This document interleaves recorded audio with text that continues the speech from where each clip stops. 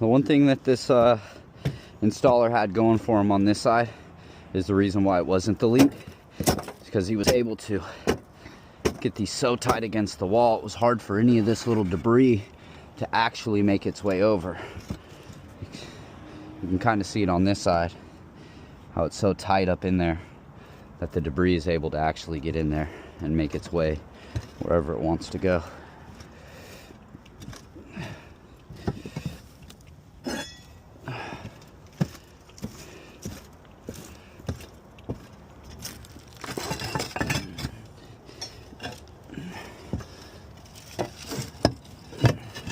If you're enjoying the content, consider liking and subscribing. Frenchie Roofer out. Go ahead and show you this side too.